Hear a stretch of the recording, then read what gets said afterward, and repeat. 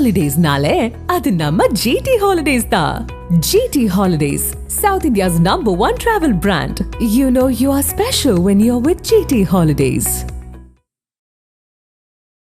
ஏன் ஹிட்லர் யூதர்களை வெறுத்தாரு? இதற்கு ஏதாவது வரலாற்று காரணம் இருக்கா? ஹிட்லர் ஏன் யூதர்களை வெறுத்தான் என்பதற்கு 2 காரணங்கள் இருக்கின்றன.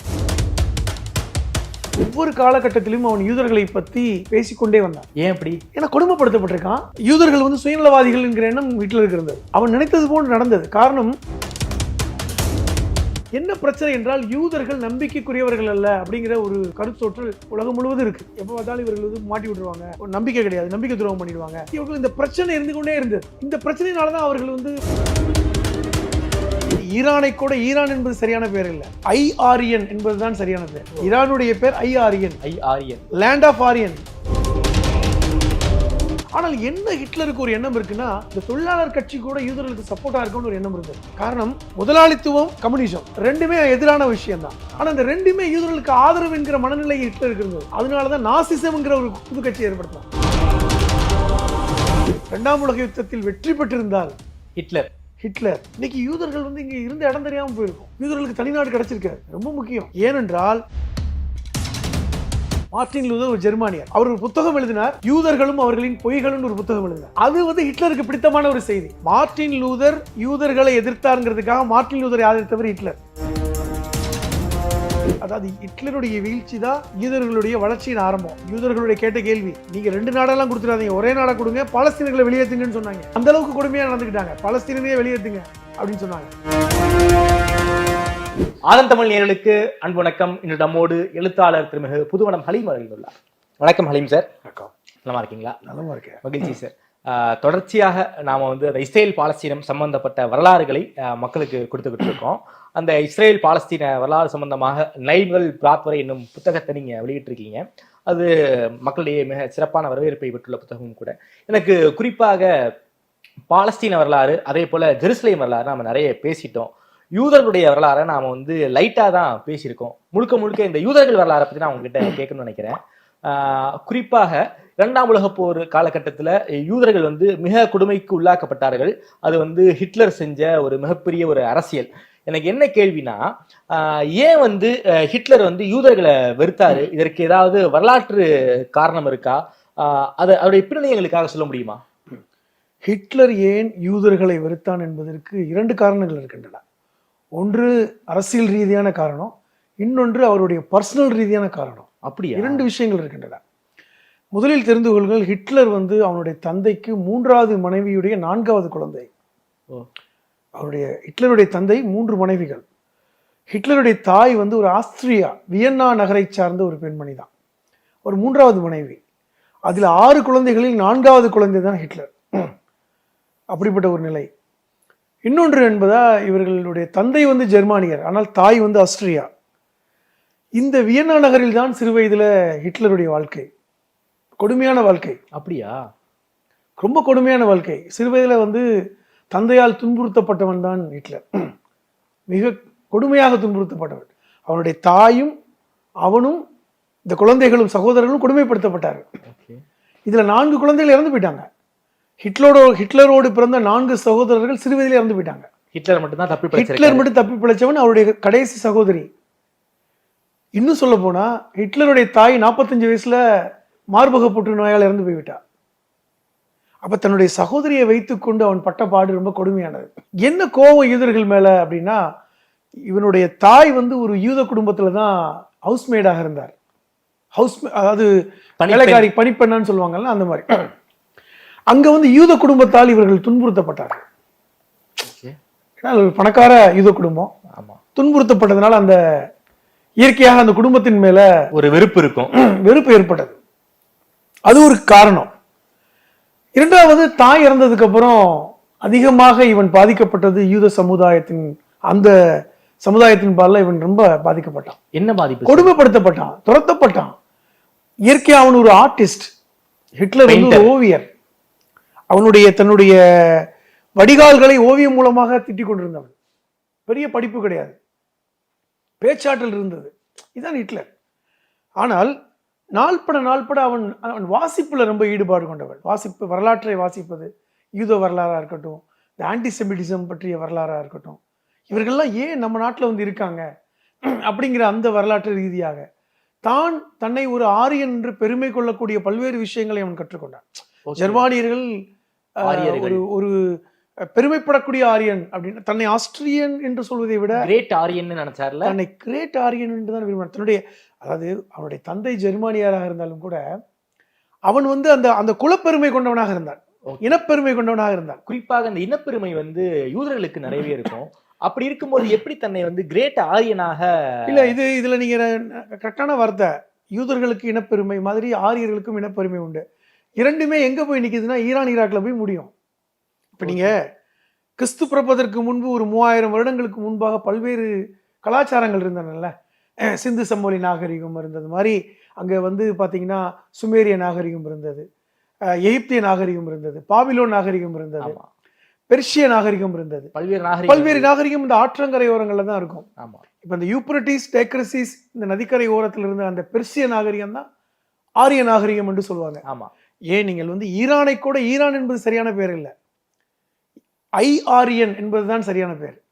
ஈரானுடைய பேர் ஐ ஆரியன், லேண்ட் ஆஃப் ஆரியன், அதுதான் ஈரானுடைய பேர். ஆரியர்களுடைய பூர்வீக இடம் வந்து ஈரான், அதுதான் உண்மை. இப்ப இன்னும் சொல்ல போனா அங்க இருக்கின்ற பல்வேறு இனக்கொழு மொழிகள் பாத்தீங்கன்னா சான்ஸ்கிருத்தோடு பொருத்தமான இன்னும் இருக்கு. சொல்ல போனா அவெஸ்தான் ஒரு மொழி, அது வந்து இன்னும் ஈரானில் பேச்சு வழக்கில் இருக்கின்ற ஒரு மொழி அவெஸ்தான். அதுக்கு எழுத்து வடிவம் கிடையாது, பேச்சு வழக்கு. இங்க எப்படி வந்து இனக்குழுக்களே பேச்சு இருக்க மாதிரி அவெஸ்தான்ங்கிற மொழி 45 விழுக்காடுக்கு மேல சமஸ்கிருதத்தோட பொருந்தி போகின்ற மொழி. எப்படி தமிழ் மலையாளம் இருக்கு அந்த மாதிரி மொழி. அந்த ஒரு நாகரிகம். இந்த யூதர்களுடைய பூர்வீகம் பார்த்தா ஈராக்ல போய் முடியும். மெசபடோமியா நாகரிகம்,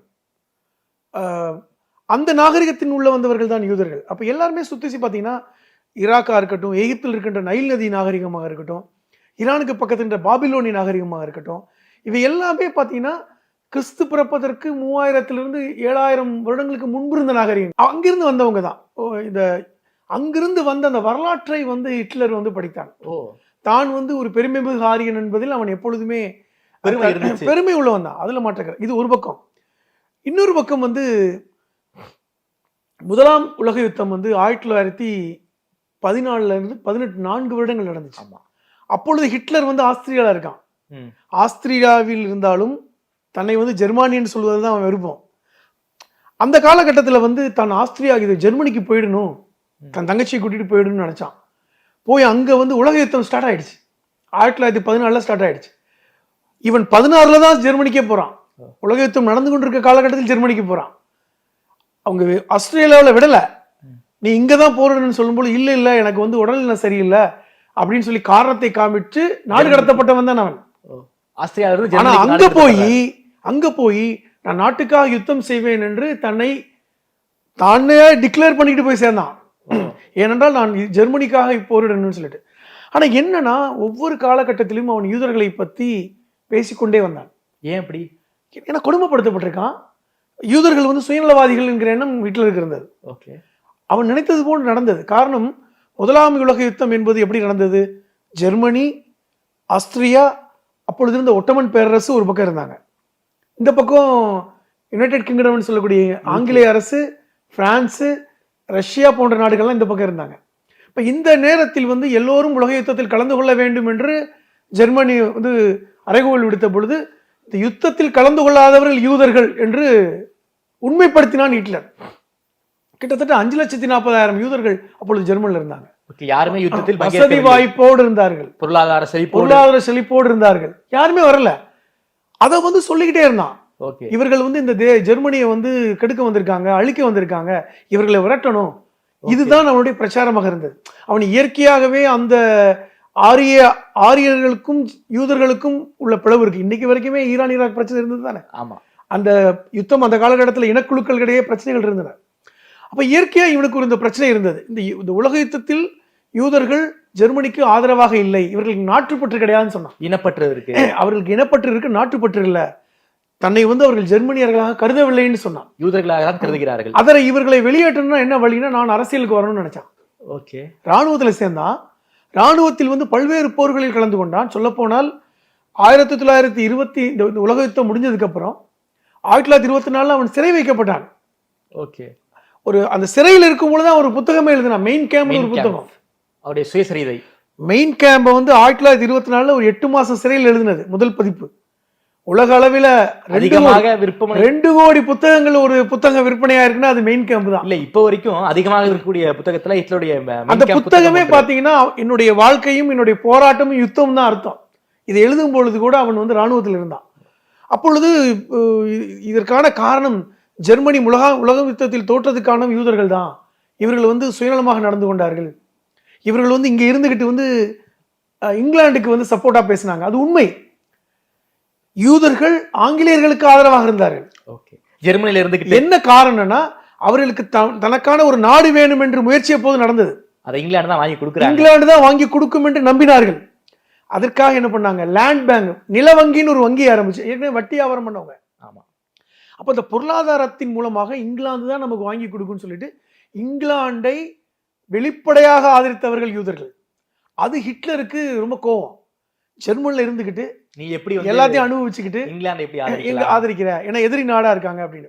இந்த காலகட்டத்தில் தான் அவன் 1933 ஒரு இடத்துக்கு, பெரிய இடத்துக்கு வர்றான். அந்த கட்சியில, தொழிலாளர் கட்சியில முதல்ல சேர்றான்.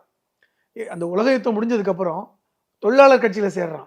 ஆனால் என்ன ஹிட்லருக்கு ஒரு எண்ணம் இருக்குன்னா, இந்த தொழிலாளர் கட்சி கூட யூதர்களுக்கு சப்போர்ட்டா இருக்கும்னு ஒரு எண்ணம் இருந்தது. காரணம், முதலாளித்துவம் கம்யூனிசம் ரெண்டுமே எதிரான விஷயம் தான். ஆனா இந்த ரெண்டுமே யூதர்களுக்கு ஆதரவு என்கிற மனநிலை ஹிட்லருக்கு இருந்தது. அதனாலதான் நாசிசம்ங்கிற ஒரு புது கட்சி ஏற்படுத்தினான்.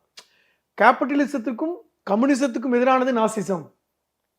ஏன்னா ரஷ்யால அப்போது புரட்சி நடந்தது. ஆமா, ரஷ்ய புரட்சி. அந்த புரட்சியில் கம்யூனிசம் அங்கு வென்று ஆட்சியை பிடிக்குது. அங்குள்ள மன்னர் பதவி விலகிறார்.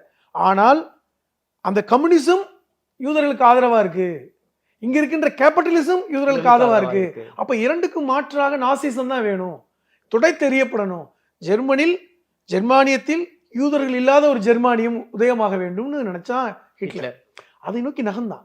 அப்ப 1933 ஆட்சிக்கு வந்ததுக்கு அப்புறம் மிகப்பெரிய அளவுல வதை முகாம், உங்களுக்கே தெரியும். கிட்டத்தட்ட 5,40,000 பேர்ல 3,00,000 பேர் மைக்ரேட் ஆயிட்டாங்க. வசதி படைத்தவர்கள்லாம் வெளியே போயிட்டாங்க. மீதி இருந்தவங்க 2,40,000 பேர். அவர்கள் எல்லோருமே கொல்லப்பட்டாங்க. எப்படி சார்? விதவிதமான கொலை. இப்படித்தான் கொலைன்னு இல்லை, ஒரு நாளைக்கு இத்தனை பேரை கொலை பண்ணணும் அப்படிங்கிற கணக்கு கூட வச்சிருந்தான். அதிகாரிகளுக்கு ஒரு நாளைக்கு இத்தனை எண்ணிக்கையில் யூதர்கள் கொல்லப்படணும். அதுக்கப்புறம் அவனுக்கு திருப்தி வரல, கொத்து கொத்தாக கொண்டான், புது புது விஷயத்துல செஞ்சான். ஒரு இடத்துல அடைச்சு போட்டு அந்த விசவாயுவை செலுத்தி கொண்டாங்க. அதற்கண்டு வதை முகாம்களை ஏற்படுத்தினாங்க. கேலகஸ் சொல்லக்கூடிய ஹிட்லரின் வதை முகாம்கள். சொல்ல போனா ஆஸ்திரியாவுக்கு பக்கத்திலேயே அவன் வதை முகாம்களை ஏற்படுத்தினான். அவன் வேலையே என்னன்னா, தினமும் ஒரு 10,000 யூதர்களை கொல்லணும்னு ஒரு கணக்கு வச்சிருப்பாங்க. இப்படி கொண்டாங்க. அத உலகம் எப்படி சார் பார்த்துச்சு அந்த சமயத்துல?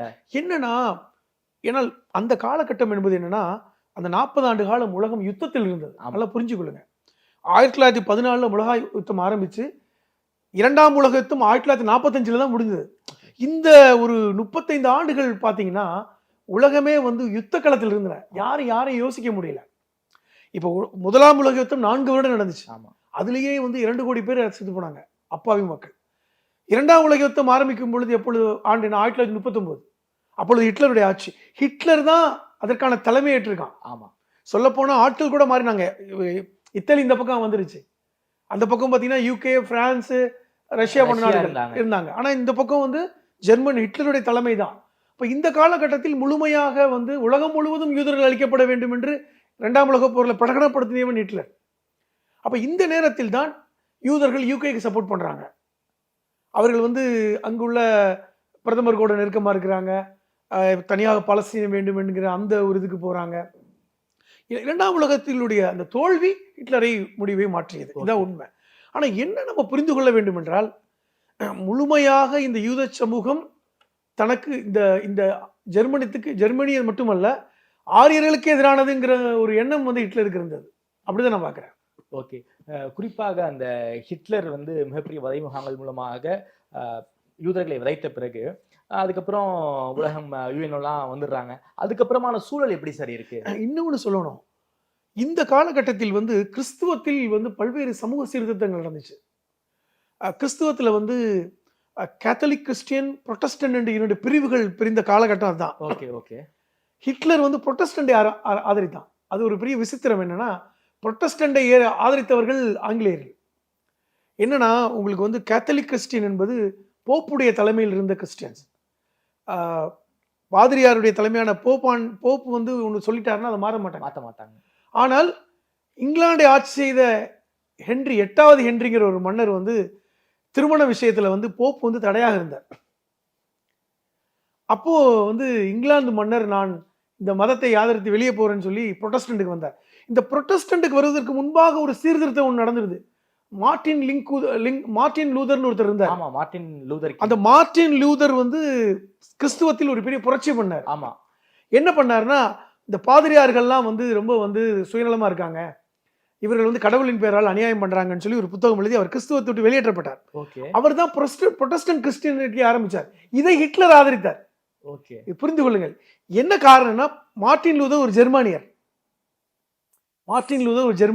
அவர் ஒரு புத்தகம் எழுதினார், யூதர்களும் அவர்களின் பொய்களும் ஒரு புத்தகம் எழுதினார். அது வந்து ஹிட்லருக்கு பிடித்தமான ஒரு செய்தி. மார்ட்டின் லூதர் யூதர்களை எதிர்த்தாருங்கிறதுக்காக மார்ட்டின் லூதரை ஆதரித்தவர் ஹிட்லர். இன்னும் சொல்ல போனா, மார்ட்டின் லூதரை இங்கிலாந்து அரசாங்கம் ஏற்றுக்கொண்டு புரொட்டஸ்டன்ட்ங்கிற அந்த ஒரு மதத்தை ஏற்றுக்கொண்டார்கள். அதாவது தனியான ஒரு சர்ச்சை உருவாக்குனாங்க. அந்த இங்கிலாந்துடைய அரசர் தான் அந்த சர்ச்சுக்கு தலைவர். நீங்க என்ன சொல்றது, நாங்க இப்படிதான் இருப்போம். போப்பை ஏற்றுக்கொள்ளாதவர்கள் சர்ச் ஆஃப் இங்கிலாந்து புரொட்டஸ்டன்ட் ஆரம்பிச்சாங்க. அதாவது புரட்சியாளர்கள். அதை ஹிட்லர் ஏற்றுக்கொண்டார். ஆனால் இங்கிலாந்துக்கு அவருக்கும் பிரச்சனை இருந்தது. காரணம் என்ன, இந்த மாதிரியான முரண்பாடுகளையும் அவர் மீறித்தான் ஹிட்லர் இருந்தார். இந்த உலகம் யுத்தத்துக்கு அப்புறம் தான் நிறைய மாற்றங்கள் நடந்தன. 2ஆம் உலக யுத்தம் முடிஞ்சதுக்கு அப்புறம் ஹிட்லருடைய மரணம், அது தற்கொலை, நமக்கே தெரியும். என்னுடைய உடல் கூட எதிரிக்கு கிடைக்கூட நினைச்சாரு. ஆனால் யூதர்கள் வந்து பயங்கர வெஞ்சன்ஸ் வச்சாங்க ஹிட்லர் மேல. அதே நேரத்தில் வந்து ஒரு இறந்ததுக்கு அப்புறம் உலகத்துல பெரிய மாற்றங்கள் என்னன்னு நான் பார்த்தேன்னா, இந்த காலனி நாடுகள் விடுதலை தான் மிகப்பெரிய மாற்றம். 2ஆம் உலக போரின் காரணமாக தான் இந்தியா விடுதலை அடைந்தது. காலனி நாடுகள் 45 2ஆம் உலக யுத்தத்துக்கு அப்புறம் நிறைய நாடுகள் விடுதலை பெற்றன. சொல்ல போனா வந்து 1ஆம் உலக யுத்தத்தினுடைய அந்த யுத்தத்தினுடைய லாபத்தின் அடிப்படையில தான் பலஸ்தீனம் என்கிற அந்த பகுதி இங்கிலாந்துடைய ஆட்சிக்கு இருந்தது. எப்பொழுது வந்து இந்த பலஸ்தீனியம் அது சார்ந்த பகுதிகள் இங்கிலாந்துடைய ஆட்சிக்கு வந்ததோ அப்பொழுதே யூதர்கள் இங்கிலாந்து பக்கம் சாஞ்சிட்டாங்க. காரணம், நம்ம இங்கிலாண்டை சப்போர்ட் பண்ணாதான் அந்த பகுதி கிடைக்கும். இவர்கள் ரொம்ப பிளான் பண்ணி பண்ணாங்க. ஆனால் அதே நேரத்தில் வந்து அங்கிருந்த அரேபியர்கள் ஹிட்லர் ஆதரிச்சாங்க. பலஸ்தீனிய மக்கள், அரபு தேசத்து மக்கள் 2ஆம் உலக யுத்தத்தில் ஹிட்லரை ஆதரித்தார்கள். ஏனென்றால் இந்த இங்கிலாந்து வெற்றி பெற்று விட்டால் பலஸ்தீன இடத்தை வந்து இஸ்ரேலுக்கு கொடுத்துருவாங்க, யூதர்களுக்கு கொடுத்துருவாங்க, இஸ்ரேலுக்கு நாடு வந்து பயத்துல ஹிட்லரை ஆதரித்தார்கள். ஆனா அன்பார்ச்சுனேட்லி ஹிட்லர் இறப்புக்கான காரணமாகிவிட்டது. இறந்து போய்விட்டார், தற்கொலை பண்ணிவிட்டார். இதுதான் நடப்பு. அதற்கப்புறம் தான் இந்த மாதிரியான பல நாடுகள் உருவாயின. எல்லா காலனியுடைய ஆதிக்கமும் விடுபட்டன. அப்படிதான் அந்த வரலாறு. சார், எனக்கு ஒரு சின்ன சம்பவம் சார், எனக்கு எங்கேயோ படிச்ச மாதிரி ஞாபகம். அதாவது ஹிட்லருடைய தளபதியாக இருந்த ஒருவர் ஏதோ ஒரு நாட்டுல வந்து செட்டில் ஆயிட்டாரு. அந்த தளபதினே இல்லாத அளவுக்கு விவசாயம் பண்ணிக்கிட்டு இருக்காரு. அவரை தேடி கண்டுபிடிச்சு யூத மக்கள் உலக நீதிமன்றத்தில் நிப்பாட்டினாங்க, அவருக்கு தண்டனை வாங்கி கொடுத்தாங்கன்னு ஒரு செய்தி படிச்சிருக்கேன். அது உண்மையா சார்? அது உண்மைதான். நம்ம ஏற்கனவே பேசியிருக்கோம். அல்டாஃப் ஹிட்மேன் அப்படின்னு சொல்லிட்டு, அவன் வந்து ஹிட்லருடைய வலதுகரம். அவனுடைய வேலை என்னன்னா, இந்த யூதர்களை கொண்ட வேலை தான். அந்த வதை முகாமுக்கு தலைவனாக இருந்தான்.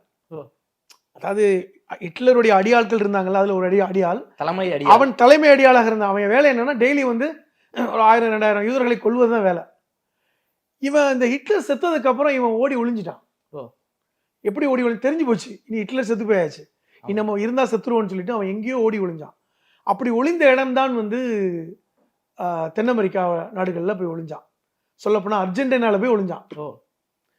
இப்ப இந்த இஸ்ரேலுங்கிற ஒரு நாடு உதயமானதுக்கு அப்புறம் இஸ்ரேல் வந்து ஒரு பவர்ஃபுல்லான நாடாக உருமாற்றம் அடைந்தது. ஏன்னா அமெரிக்காவுடைய, ஏன்னால் 2ஆம் உலக போரில் மிகப்பெரிய ஒரு கதாநாயகனாக அமெரிக்கா உருவெடுத்தது, வல்லரசாக உருவெடுத்தது. இங்கிலாந்தை விட பவர்ஃபுல்லாக அமெரிக்கா உருவெடுத்தது. அமெரிக்காவுடைய முழு அனுசரணையும் இஸ்ரேலுக்கு இருந்தது. பலஸ்தீனம் இஸ்ரேல் வரைக்கும் அந்த அனுசரணை தான் அவங்களுடைய இதெல்லாம். காரணம் என்னன்னா, யூதர்கள் செஞ்ச முக்கியமான விஷயம் இங்கிலாந்திலும் அமெரிக்காவிலும் மிகப்பெரிய உச்ச இடத்தை அடைஞ்சதுதான்.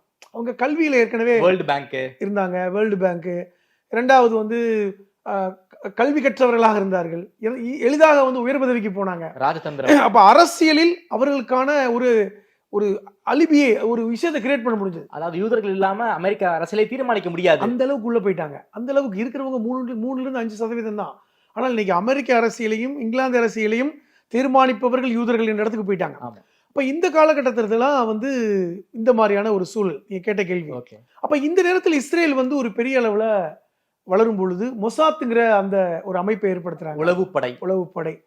அப்பொழுது வந்து மொசாத்தில் இருக்கின்ற நபர்களுக்கு கொடுக்கப்பட்ட ஒரு முக்கியமான அந்த அசைன்மெண்ட் என்னன்னா, நம்ம கடந்த காலத்தில் யூதர்களை யாரெல்லாம் வதைத்தார்களோ அவரை கொல்லணும்.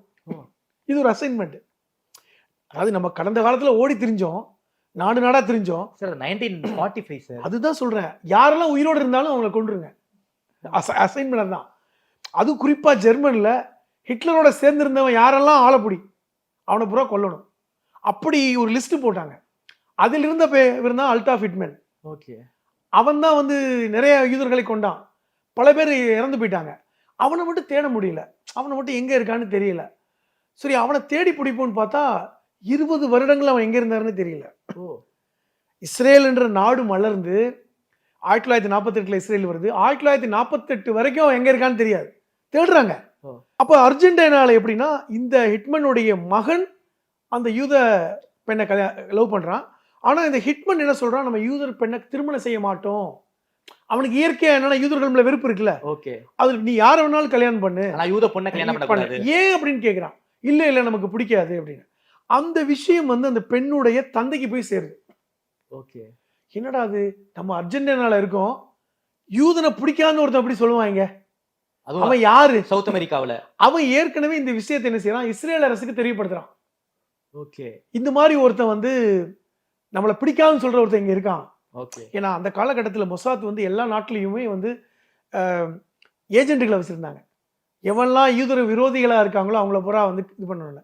அப்ப இந்த செய்தி போய் சேரும் பொழுது அவன் யாருன்னு விசாரிச்சா, நம்ம தேடிக்கொண்டிருந்த அல்டாஃப் ஹிட்மன் வந்தான் அப்படிங்கிற விஷயம் தெரிஞ்சதுக்கு அப்புறம் மொசாத் ஒரு தனி விமானத்தை அனுப்பி டூரிஸ்ட் மாதிரி இவங்கெல்லாம் வந்து மொசாத்துடைய படை இரவோடு இரவாக அர்ஜென்டினா அரசுக்கு தெரியாம கடத்திட்டு போயிட்டாங்க. இது வரலாற்றில் நடந்துச்சு. அர்ஜென்டினா அரசுக்கே தெரியாது. ஏன்னால் அன்று வரை 20 வருடங்களாக அந்த அல்டாஃப் ஹிட்மன் வந்து அர்ஜென்டினாவுடைய பிரஜையாக வாழ்ந்து கொண்டிருக்கான். குடிமகனாக தன்னுடைய நாட்டு குடிமகனை எப்படி இவன் கடத்திட்டு போனாங்க? ஏன்னா அர்ஜென்டினாவுடைய சட்டம் என்ன சொல்லுதுன்னா, தங்களுடைய குடிமகன் விஷயத்துல ரொம்ப ஜாக்கிரதையா இருந்தாங்க. யாரா இருந்தாலும் விஷயம் இங்கே தான் நடக்கணும், எங்களுடைய நீதிமன்றத்தில் தான் நடத்தி ஆகணும், நாங்க வெளியில அனுப்ப மாட்டேங்கிற சட்டம் இருக்கிறது. அந்த அடிப்படையில தான் அவன் அங்க போய் வாழ்ந்துகிட்டு இருக்கான். ஏன்னா குடிமக்களுக்கு அந்த அளவுக்கு ஸ்ட்ராங்கான ஒரு சட்டம் இருக்குன்னு இதை தெரிஞ்சுக்கிட்டு இவனை கடத்திட்டே போயிட்டாங்க. கடத்திட்டு போய் என்ன பண்ணாங்க, நீதிமன்றத்தில் போய் நிப்பாட்டினாங்க. உலக நீதிமன்றத்தில் இல்ல, ஜெருசலத்துடைய நீதிமன்றத்தில், அதாவது இஸ்ரேலுடைய நீதிமன்றத்தில் போய் நிப்பாட்டினாங்க. அப்பதான் இவங்களுக்கே தெரியுது பெரிய பிரச்சனை வந்தது. ஏற்கனவே நீங்க கேட்டீங்க, இந்த உலக யுத்தம் முடிஞ்சதுக்கு அப்புறம் என்ன உலகத்துல மாற்றம் ஏற்பட்டுச்சுன்னு. உலக யுத்தம் முடிந்ததுக்கு அப்புறம் இந்த காலனி நாடுகள் விடுதலை, அது மட்டுமல்ல ஐக்கிய நாடுகள் சபை அப்பொழுதுதான் ஏற்படுத்தப்பட்டன. நோக்கம் என்னன்னா, இனிமே அமைதியா இருக்கணுமப்பா. கிட்டத்தட்ட 40 வருஷமா நீங்க வந்து ஐரோப்பியாவிலையும் ஆசியாவிலையும் இந்த இடத்துல எல்லாம் சண்டை, மக்கள் வாழ முடியல. 2ஆம் உலக போர்ல 8 கோடி மக்கள் அப்பாவிகள் கொல்லப்பட்டாங்க. அப்ப இத்தனை பேர் கொல்லப்படுறதுக்கு காரணமான யுத்தம் நிறுத்தப்படணும் அப்படின்னு சொல்லிட்டு தான் ஐக்கிய நாடுகள் சபை ஏற்படுத்த உருவாக்குறாங்க.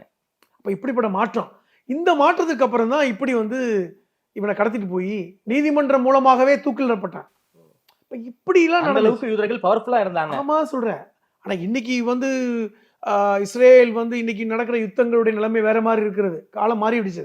சொல்லப்போனா இன்னைக்கு வந்து எவ்வளவு பவர்ஃபுல்லா இருந்தார்களோ இன்னைக்கு வந்து அது சந்தேகத்துக்கு இடத்துக்கு அளவுக்கு இன்னைக்கு வந்து ஹமாஸோட யூதர்களுடைய யுத்தம் என்பது வேறு இடத்துக்கு போயிட்டு இருக்கு. ஏன்னா இந்த களங்கள் மாறிவிட்டன. இப்ப நேரடியாக வந்து நாடுகள் வந்து யுத்தம் செலுத்தல. ஆனால் இன்னைக்கு ஹமாஸுக்கு ஆதரவாக இருக்கின்ற ரஷ்யா, சைனா போன்ற நாடுகள் எல்லாம் அப்பொழுது வந்து யூதர்களுக்கு ஆதரவாக இருந்தன. புரிந்து கொள்ளுங்கள். இப்ப 2ஆம் உலக யுத்தத்தில் ரஷ்யா, சைனா போன்ற நாடுகள் வந்து இங்கிட்ட இருந்தாங்க, யூதர்களுக்கு ஆதரவா இருந்தாங்க. ஆனா இன்னைக்கு அப்படி இல்லையே. இப்ப இன்னைக்கு வந்து சூழல் மாறி இருக்கிறது. அப்ப இன்னைக்கு வந்து இந்த களம் என்பது யூத வெறுப்பு உடைய அந்த நீட்சி இன்னைக்கு வரைக்கும் போய்கொண்டிருக்கிறது. ஹிட்லருடைய அந்த வெறுப்பு என்பது முடிவடையில. ஹிட்லரோட தொடர்ந்து கொண்டுதான் இருக்கு சார். குறிப்பாக அந்த 2ஆம் உலக யுத்தம் முடிந்த பிறகு யூதர்கள் ஒரு மிகப்பெரிய கொடுமைக்கு உள்ளானார்கள். அதற்கெல்லாம் ரெமடி எல்லாம் எதுவும் கிடைச்சதா? அது யூதர்கள் வந்து இப்ப மட்டும்தான் கஷ்டப்படலை, அவர்கள் வந்து ஆயிரக்கணக்கான வருடங்களாக வந்து ஓடித்தான் தெரிஞ்சாங்க. நல்லா புரிந்து கொள்ளுங்கள், அவர்கள் வந்து அந்த காலகட்டத்திலிருந்தே ஓடி தெரிஞ்சாங்க. பல்வேறு பிரச்சனைகள். இப்போ நீங்க வந்து இந்த காலம் எடுத்தீங்கன்னா, நம்ம ஏற்கனவே பேசியிருக்கோம், ஆபிரகாமுடைய சந்ததிகள் தான் யூதர்கள். ஆமா, அது அரபுக்களா இருக்கட்டும், யூதர்களா இருக்கட்டும், ஆபிரகாமிலிருந்து வந்தவர்கள். இந்த ஆரிஜின் ஈராக்ல இருந்து ஆரம்பிக்குது. ஆபிரகாம் ஈராக்கை சார்ந்தவர். அங்கிருந்து பிரிந்தவர்கள் கொஞ்சம் பேர் எகிப்துக்கு போறாங்க. எகிப்து வந்து ஒரு மறுமலர்ச்சி அடைந்த ஒரு அரசு, பிரமிடுகள் கட்டக்கூடிய அளவுக்கு வசதி வாய்ப்புடைய, அங்கு வேலை பார்ப்பதற்காக போறாங்க. யூதர்களா? யூதர்கள் வேலைக்காக கொண்டு போனவங்க. மக்கள், உங்களுக்கு வேலைக்காக ஆள் கிடையாது, மக்கள் தொகை கம்மி தானே, அப்ப ஆட்கள் தேவையினால ஒரு சிலர் வந்து எகிப்துக்கு போறாங்க. எகிப்து அந்த அந்த அந்த ஒரு எகிப்துடைய கலாச்சாரம் வேற மாதிரி இருக்கிறது. ஒரு சிலர் பாத்தீங்கன்னா ஈராக்ல இருந்து பலஸ்தீனம் வர்றாங்க, பலஸ்தீனியர்கள் சொல்லுவாங்க, கனான் தேசம் என்று சொல்லக்கூடிய இடத்துக்கு வர்றாங்க. ஏன்னா பொதுவா அந்த காலகட்டத்தில் வந்து எல்லாமே மைக்ரேட் ஆகிட்டே இருப்பாங்க. இப்போ எப்படி வந்து ஆரியர்கள் இந்தியாவுக்கு வந்தாங்க, மைக்ரேஷன் தானே. அப்போ அந்த கலாச்சாரத்தை விட்டு மைக்ரேட் ஆகி வந்தவர்கள் தான். அப்படி வந்த காலகட்டம் தான். இன்னும் சொல்ல போனா வந்து எப்படி எகிப்துல, இப்போ வரலாற்று ரீதியாக பேசுறேன், நீங்க வந்து தோரால சொல்லப்பட்ட செய்திக்கே வரேன், எகிப்தோட மன்னருக்கு வந்து வாரிசு இல்லை. அவர் வந்து ஒரு வாரிசை வந்து எடுக்கும் பொழுது அந்த வாரிசானவர் யூத குலத்தை சார்ந்தவர் தெரிஞ்சு அவரை கொல்லணும்னு நினைக்கிறார். அந்த வாரிசு தான் மோசஸ்.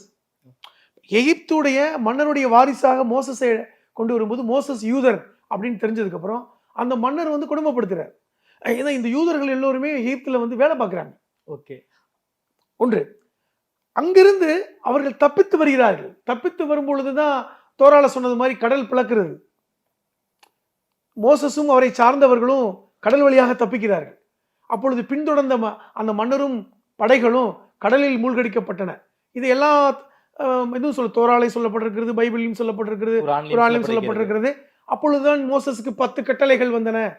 அவங்க அந்த கூட்டம் தான் பாலஸ்தீனத்துக்கு, இஸ்ரேலுக்கு வர்றாங்க. அப்ப இஸ்ரேல் கிடையாது, பலஸ்தீனியர்களுக்கு வர்றாங்க. பேசப்படுகின்ற மொழியும் பாத்தீங்கன்னா அரபு, ஹிப்ரு என்கிற அந்த மொழி குடும்பத்தை சார்ந்த மொழிகள் தான். அப்ப இப்படி வந்தவர்கள் தான் யூதர்கள். அதே நேரத்தில் இங்கு வந்துதான் அவர்கள் வந்து இங்க இருக்கின்ற மக்களை என்ன செய்யறாங்க, அடிமைப்படுத்தி விட்டு ஆட்சி செய்யறாங்க. அவர்கள் வழித்தோன்றல்கள் தான் மிகப்பெரிய ஒரு அரசராக இருந்த சாலமன். மோசஸுடைய வழித்தோன்றல் தான் சாலமன். இந்த சாலமன் தான் உலகத்தை ஆண்டார்னு சொல்லக்கூடிய அளவுக்கு மிகப்பெரிய, கிறிஸ்து பிறப்பதற்கு ஒரு 2000 வருடங்களுக்கு முன்பாக பலஸ்தீனியத்தை வந்து ஆண்டவர் மன்னர். அதுக்கு பின்னாடி கிங் டேவிட்னு சொல்லக்கூடிய தாவீது. இன்னைக்கு கூட இஸ்ரேல் என்ன சொல்றாங்க, நாங்கள் டேவிட்டுடைய ஆட்சி அமைப்பு தான் சொல்றாங்க. அவருமே ஒரு மிகப்பெரிய ஆட்சியாளராக இருந்தார். இப்ப இதெல்லாம், ஆனால் என்ன பிரச்சனை என்றால் யூதர்கள் நம்பிக்கைக்குரியவர்கள் அல்ல அப்படிங்கிற ஒரு கருத்தொற்றல் உலகம் முழுவதும் இருக்கு. எப்போ பார்த்தாலும் இவர்கள் வந்து மாட்டி விட்டுருவாங்க, ஒரு நம்பிக்கை கிடையாது, நம்பிக்கை துரோகம் பண்ணிடுவாங்க. இவர்கள் இந்த பிரச்சனை இருந்து கொண்டே இருந்தது. இந்த பிரச்சனையினாலதான் அவர்கள் வந்து பாபிலோன் மக்களோட முரண்பட்டாங்க, ரோமாபுரி மக்களோட முரண்பட்டாங்க, அரபியர்களோட முரண்பட்டாங்க. யுத்தங்கள் நடந்து கொண்டே இருந்தன. இந்த யுத்தத்தின் கலவையாக என்ன ஆச்சுன்னா, இவர்கள் விரட்டி அடிக்கப்படுவதும் திருப்பி வருவதும், விரட்டி அடிக்கப்படுவதும், நாடு பிடிப்பதும், நாடோடிகளாக திரிவதும் இப்படிதான் தொடர்ந்தது. அதான் சொல்றேன், தனக்கான நாடு வரும் வரை, கிட்டத்தட்ட 1948 ஒரு நாடாக பெறும் வரை அவர்கள் நாடோடிகளாக இருந்தவர்கள். அதை புரிந்து கொள்ளுங்கள். அவர்களுக்கான சொந்த நாடே கிடையாது. இஸ்ரேல் உருவாவதற்கு முன்பு வரை அவர்கள் வந்து ஐரோப்பா முழுவதும் பரவி இருந்தார்கள். அமெரிக்கா, ஜெர்மன் எல்லா நாடுகளும் பரவி இருந்தார்கள். அதுக்கப்புறம் தான் அவர்கள் வந்து என்ன செய்யறாங்க, இங்க வந்து திருப்பி மீண்டும் வர்றாங்க. இன்னும் சொல்ல போனா சியோனிசம் என்கிற ஒரு கோட்பாடு உருவாக்கப்பட்டது. தியோடர் என்கிற ஒருவர் வந்து, ஆஹா இப்படி இருந்தா நமக்கு சரிப்பட்டு வராது, நம்ம வந்து ஒரு வேற கோட்பாடை மாத்தணும், பிறப்பின் அடிப்படையில் தான் ஒரு யூதன்கிறத மாத்து, தமக்காக வேலை செய்கின்ற ஒரு கூட்டத்தை உருவாக்கும் சொல்லி சியோனிஸ்டுகள், இவர்களும் யூதர்கள் தான், வெள்ளை யூதர்கள். ஏன்னா இந்த யூதர்கள் வந்து அதிகமாக வாழ்ந்தது பாத்தீங்கன்னா ரஷ்யால தான். நல்லா தெரிந்து கொள்ளுங்கள், யூதர்கள் இப்போ வந்து வெளியேற்றப்பட்டதுக்கு அப்புறம், ஜெர்மனில இருந்து வெளியேற்றப்பட்ட பிறகு ரஷ்யா, அதுக்கு முன்பே ரஷ்யால இருக்காங்க. ரஷ்யாலையும் குழப்பம். இன்னும் சொல்ல போனால் இந்த ரஷ்ய புரட்சி நடக்கும் பொழுது கூட இங்கு பின்புலமாக குழப்பத்தை விளைவித்தார்கள் யூதர்கள் கூட ஒரு விஷயம் இன்னைக்கு பேசப்படுது. அந்த ஜார்மனர் வீழ்ச்சியின் போதா, ஜார்மனரை வீழ்ச்சிக்காக காரணமா இருந்தவர்கள் யூதர்கள். அதனாலதான் கம்யூனிஸ்டுகளுக்கு வந்து யூதருக்கு ஆதரவாக கொடுத்தான்னு கூட விஷயங்கள். எங்க போனாலுமே குழப்பத்தை ஏற்படுத்துவது அவருடைய வந்து என்னன்னா, குழப்பத்தை ஏற்படுத்தி குளிர்காய்வது. இப்ப ஜெர்மன்ல எப்படி அவங்க வந்து மேல வந்தாங்க, அப்படிப்பட்ட குளிர்காய்ச்சி தான். இங்கிலாந்துல எப்படி வந்து நெருங்கினாங்க, இங்கிலாந்துலேயே ஒரு குழப்பங்களை ஏற்படுத்தினாங்க. அமெரிக்காவுடைய ஜனாதிபதிக்கும் இவர்களுக்குமே முரண்பட்ட கருத்து இருந்தது. ஆனால் இருந்த மற்ற ஆளுமைகள் அவர்களுக்கு ஆதரவாக இருந்தாங்க. இப்படி ஒவ்வொரு தேசத்திலையுமே அவர்கள் குழப்பத்தை உண்டு பண்ணக்கூடியவர்களாக இருந்தார்கள் என்பதுதான் வரலாறு. இப்போ அதனால தான் இதை ஹிட்லர் சரியாக புரிந்து கொண்டான். அவன் என்ன சொன்னான்னா, அவன் எழுதின மெயின் கேம்ப்ல யூதர்களை பற்றி எழுதுவதும் போது என்ன, இவர்கள் துரோகிகள், எங்க இருந்தாலும் இவர்கள் அந்த நாட்டுக்கு விசுவாசமா இருக்க மாட்டாங்க, இவ்வளவு வசதி இருந்துச்சு, இத்தனை பேர் வந்தாங்க, இரண்டாம் உலக போரிலாவது அப்பவே ஆதரிக்கல, அப்பவாவது பயத்துல ஆதரிச்சாங்க. முதலாம் உலக போரில் இத்தனை லட்சம் பேர் இருந்தும் ஒருத்தன் கூட படைக்கு வரல, துப்பாக்கி தூக்கல. அதுதான் ஹிட்லருக்கு ரொம்ப கோபத்தை கொடுத்துச்சு. இப்ப எப்படி உங்களை ஏத்துக்க முடியும், இவன் உலகம் முழுவதும் அழிக்கப்பட வேண்டிய ஒரு சக்தி, தீய சக்தி அப்படின்னே சொன்னான் ஹிட்லர். அதன் பிறகுதான் இன அழிப்பு என்பது. அதனாலதான் அந்த மக்கள் அதை நம்பினாங்க. ஹிட்லர் சொன்னதை மக்கள் நம்பினார்கள். அந்த பேச்சாற்றல் ஹிட்லருக்கு இருந்தது. அதை நம்பினதுனால யூத அழிப்பை ஜெர்மானிய மக்கள் கண்டுகொள்ளவே இல்லை. இப்ப இன அழிப்பு நடக்குதுன்னா ஒரு பதட்டம் இருக்கும்ல, ஒரு மனிதாபிமான அடிப்படையில நமக்கு ஒரு வருத்தம் இருக்குல்ல. ஜெர்மானிய மக்கள் வருத்தப்படல. நூரம்பர்க் சட்டம், இந்த சட்டத்தின் அடிப்படையில் யூதர்கள் கொல்லப்படுறதுல பிரச்சனையே இல்லை. இதை மக்கள் ஒன்றும் எதிர்க்கவே இல்லையே. சட்டத்தை ஒரு வகையில் ஆதரித்தார்கள். உங்களுடைய இடத்தை இவன் பிடிச்சிக்கிட்டு இருக்கான், உங்களுடைய வேலை வாய்ப்பை இவன் பிடிச்சிக்கிட்டு இருக்கான், இந்நேரம் ஜெர்மனி வல்லரசாயிருக்கும் இவன் இல்லைனா அப்படின்னு ஹிட்லர் பேசினான். அதை நம்பினார்கள். அவனுடைய வாழ்க்கை அப்படித்தான் சொன்னது. ஆன்டி செமிட்டிசம் ஒழிக்கப்பட வேண்டும். ஆன்டி செமிட்டிசம் என்பது யூத எதிர்ப்பு தான், அது ஒழிக்கப்பட வேண்டும். ஆன்டி செமிட்டிசம் என்பது இங்க இருக்கக்கூடாது, உலக அளவில் யூதர்கள் ஒழிக்கப்படணும்னு நினைச்சான் ஹிட்லர். அதுல ஒருவேளை அவன் இரண்டாம் உலக யுத்தத்தில் வெற்றி பெற்றிருந்தால் ஹிட்லர் இன்னைக்கு யூதர்கள் இங்க இருந்த இடம் தெரியாம போயிருக்கும். யூதர்களுக்கு தனிநாடு கிடைச்சிருக்காது. ரொம்ப முக்கியம். ஏனென்றால் ஹிட்லர் பலஸ்தீனிய மக்களுக்கு வாக்கு ஒன்று கொடுத்தான். வெற்றி பெற்று விட்டால் நான் யூதர்களை அழித்திருவேன், அங்கே இருக்க மாட்டேன், அங்கே விரட்டிடுவேன் அப்படின்னு அந்த வாக்கு கொடுக்கப்பட்டது. அதுதான் இங்கிலாந்துக்கு அங்க பலஸ்தீனியர்கள் மேல ஒரு கோபம் ஏற்பட்டுச்சு. நம்ம ஜெர்மனி எதிர்த்துக்கிட்டு இருக்கோம், நீ என்னுடைய காலனி நாடு. இந்தியா கூட பாத்தீங்கன்னா இரண்டாம் உலக யுத்தத்தில் காந்தி இங்கிலாந்து பக்கம் நிக்கிறத விரும்பலையே. அவர் அதனாலதான் பலஸ்தீனத்தை ஆதரித்தார். இப்ப காந்தி பலஸ்தீனியர்களை ஆதரித்தார், யூதர்களை ஆதரிக்கல. என்றால் யூதர்கள் இங்கிலாந்து பக்கம் இருக்காங்க, ஆதரிக்கல, காலனி நாடாக இருந்தாலும். அதே மாதிரி பலஸ்தீனியர்கள் ஹிட்லரை ஆதரித்தார்கள். அவர் ஹிட்லர் நல்லவனா கெட்டவனா ஆதரிக்கல, நாடு வாங்கி கொடுக்கல. இவனை வெளியே அனுப்பிச்சிருவாங்க, நமக்கு நம்முடைய நிலம் நமக்கு கிடைச்சிரும், முழுமையா நமக்கு கிடைச்சிரும் அப்படின்னு நினைச்சாங்க. இங்கிலாந்துடைய கோபம் அதுதான். இங்கிலாந்து சர்ச்சில் பிரதமராக இருந்த பொழுது அந்த இஸ்ரேலுடைய தந்தை என்று சொல்லக்கூடிய பென்குரியன், அவர்தான் இஸ்ரேலுடைய தந்தை. அவர் ரொம்ப நெருக்கமான நண்பர்கள், ரொம்ப நெருக்கம். அப்ப அவருடைய அந்த இதே அக்ரிமெண்டே என்னன்னா, ஏற்கனவே போட்ட ஒப்பந்தம் ஒன்று இருக்கிறது. அது முக்கியமான கோபம் ஹிட்லருக்கு. 1917 யூதர்களுக்கு தனிநாடு கொடுப்பதில் இங்கிலாந்து துணை நிற்கும் சொல்லி 1917 ஃபால்ஃபர் அக்ரிமெண்ட். அப்பொழுது ஹிட்லர் ஆட்சிக்கே வரல, அப்பொழுதே அக்ரிமெண்ட் போட்டாங்க. இதெல்லாம் இங்கிலாந்து மேலேயே ஹிட்லருக்கு மிகப்பெரிய கோபம், யூதர்கள் மேல மிகப்பெரிய கோபம், யூதர்களுக்கு இவன் ஆதரவு கொடுக்குறாங்கன்னு சொல்லிட்டு. அப்ப அந்த ஒரு வெஞ்சன்ஸ் ஹிட்லருக்கு இருந்தது. தோல்வி ரஷ்யாவுடைய சப்போர்ட் ரொம்ப முக்கியம். இன்னைக்கு ரஷ்யா யூதர்களை எதிர்க்கிறாங்க. சரி, ஒவ்வொரு காலகட்டத்திலையும் வரலாற்றுல பாத்தீங்கன்னா ஒருத்தன் ஆதரிக்கிறவன் எதிரியா இருப்பான், எதிரியா இருக்கவன் ஆதரிப்பான். அந்த இடத்துல ஸ்டாலின் யூதர்களை ஆதரித்தார். அதான் சொல்றேன், இன்னைக்கு ரஷ்யாவும் ஜெர்மனியும் ஒண்ணா நிக்கிறாங்க. ஆமா, இஸ்ரேலுக்கு எதிராக இருக்காங்க. ஆனா அன்னைக்கு ரஷ்யா எதிர்ப்பா இருந்தாங்க. இன்னைக்கு சைனாவும் ரஷ்யாவும் ஜெர்மனியும் ஒரு பக்கம் இருக்காங்க. ஆனா அன்னைக்கு சைனா எதிர்ப்பா இருந்தாங்க. ஆமா, ஜப்பான் ஜெர்மனிக்கு ஆதரவு கொடுத்தாங்க சொல்ல போனா. ஆனா இன்னைக்கு ஜப்பான் அவ்வளவு ஆதரவு கிடையாது. இப்படி மாற்றங்கள் இருக்குது வரலாற்றுல.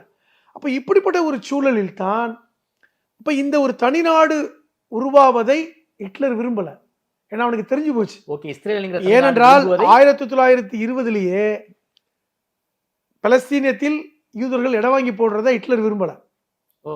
இடம் வாங்கி போடுறாங்க, வேர்ல்ட் பேங்க் வாங்கி ஆரம்பிச்சு இடம்லாம் வாங்கினாங்க. அப்ப ஆட்சியில் இல்ல ஹிட்லர். ஆமா, அப்பொழுது ஹிட்லர் ஒரு கட்சியுடைய தலைவர்.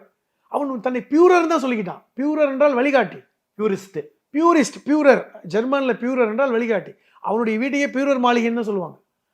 அவன் என்ன சொல்றான், இந்த பியூரர் விரும்பல, அங்க வந்து எப்படி இடம் வாங்கி கொடுக்குறீங்க அப்படின்னு கேட்டான். 1924 ஆட்சிக்கு வந்ததுக்கு அப்புறம், 33 ஆட்சிக்கு வந்ததுக்கு அப்புறம், ஏன்னா அந்த சமயத்துல அவன் வந்து ராணுவ வீரனா தான் இருந்தான். அது முக்கியமா பேசப்பட்டது இங்கிலாந்தோட, இந்த ஏன் வந்து நீங்க வந்து பலஸ்தீனியத்தில் இஸ்ரேலருக்கு இடம் வாங்கி கொடுக்குறீங்க, நான் ஏத்துக்கல. அது ஒரு பெரிய கான்ஃபிளிக்டா இருந்தது. அப்ப இதுதான் இரண்டாம் உலக யுத்தத்துக்கும் வழிவகுத்துச்சு. கரெக்ட். இரண்டாம் உலக யுத்தத்துக்கு வழிவகுத்ததே யூதர்கள் தான். அதை புரிந்து கொள்ளுங்கள். 8 வருஷம் நடந்துச்சுல. முதலாம் உலக யுத்தமாவது வேற விஷயத்தில் நடந்தது. இரண்டாம் உலக யுத்தத்துக்கு வழிவகுத்தது யூதர்களுடைய பிரச்சனை. இங்கிலாந்து இப்படி நடந்துட்டு இருக்காங்க. என்ன காரணம்? இங்கிலாந்து வந்து தன்னை பெரிய ஆளா நினைச்சிட்டு இருக்காங்க, யூதர்களுக்கு உதவி செய்யக்கூடாது அப்படின்னு சொல்லி ஹிட்லர் சொன்னான்.